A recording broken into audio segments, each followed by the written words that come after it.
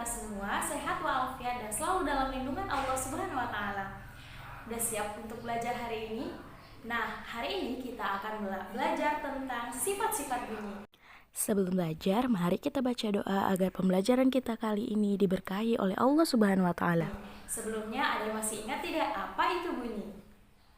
Bunyi merupakan bentuk energi yang dapat kita dengar. Bunyi dihasilkan oleh benda yang bergetar. Benda yang bergetar ini disebut dengan apa? Sumber bunyi. Benar sekali. Benda yang bergetar ini disebut dengan sumber bunyi. Nah, apa saja contoh sumber bunyi yang ada di kehidupan kita sehari-hari? Yang paling dekat adalah alat musik. Siapa yang bisa sebutkan apa saja alat musiknya? Drum, gitar, saksofon, trompet, ukulele. Nah, benar sekali. Apa yang sudah disebutkan tadi merupakan contoh dari sumber bunyi. Selanjutnya, kita akan belajar tentang sifat-sifat bunyi. Ada 3 sifat bunyi yang harus kita ketahui. Yang pertama, bunyi dapat merambat. Yang kedua, bunyi dapat dipantulkan. Dan yang ketiga, bunyi dapat diredam. Energi bunyi memiliki sifat dapat merambat melalui benda padat, cair maupun gas. Ketika sumber bunyi bergetar, getaran tersebut akan mengantarkan molekul-molekul udara, juga molekul-molekul padat dan cair yang dilewatinya hingga sampai ke telinga kita dan menggetarkan gendang telinga kita. Sebab itulah kita dapat mendengar sifat bunyi yang pertama, yaitu bunyi dapat merambat melalui benda padat.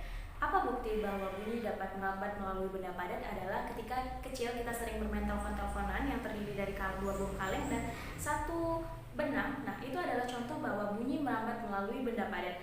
Contoh lainnya adalah ketika kita menempelkan telinga kita di meja dan teman lainnya memukul-mukul sisi lain dari meja, itu kita dapat mendengar sebuah getaran. Nah, itu juga bukti bunyi merambat melalui benda padat seperti kayu. Yang kedua, bunyi dapat merambat melalui benda cair. Apa buktinya? Coba kita ambil 2 buah batu lalu kita aduk di dalam air. Bunyi yang ditimbulkan dapat kita dengar. Hal itu menunjukkan bahwa bunyi dapat merambat melalui air. Ini terjadi karena saat kita memukulkan 2 buah batu di dalam air, batu akan bergetar dan energi getaran batu menyebabkan air di sekitar batu itu ikut bergetar dan terus berlangsung hingga bunyinya sampai ke telinga kita. Bunyi dapat merambat melalui air ini dimanfaatkan oleh ikan paus dan lumba-lumba untuk berkomunikasi dengan sesamanya. Yang ketiga adalah bunyi dapat merambat melalui benda gas. Udara merupakan benda gas. Kita dapat mendengar suara orang berbicara, suara burung berkicau karena getaran suara itu masuk ke telinga kita. Hal itu menunjukkan bahwa suara dapat merambat melalui udara. Sifat bunyi selanjutnya adalah bunyi dapat memantul atau dipantulkan.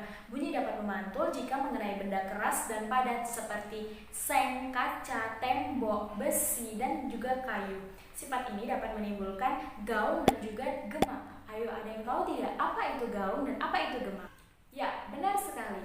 Gema adalah bunyi pantul yang terdengar lengkap setelah bunyi asli. Sedangkan gaung adalah bunyi pantul yang terdengar hanya sebagian samar-samar dan bersamaan dengan bunyi asli. Sifat bunyi yang terakhir adalah bunyi dapat diredam.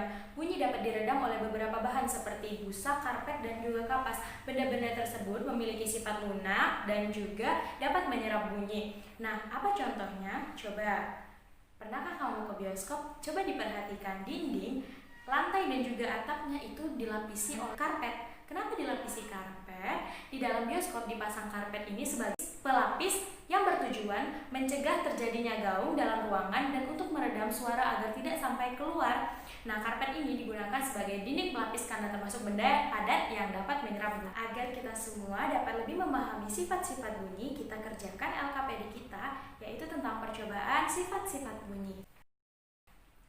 Nah, mari kita simpulkan pembelajaran kita pada hari ini. Sifat bunyi yang pertama yaitu bunyi dapat merambat melalui benda padat, benda cair maupun benda gas. Yang kedua, bunyi dapat dipantulkan. Yang ketiga, bunyi dapat diredam. Sekian pembelajaran kita pada hari ini. Apabila ada kesalahan, saya mohon maaf. Saya berharap apa yang saya sampaikan hari ini bisa bermanfaat bagi kita semua. Billahi taufiq wal hidayah. Wassalamualaikum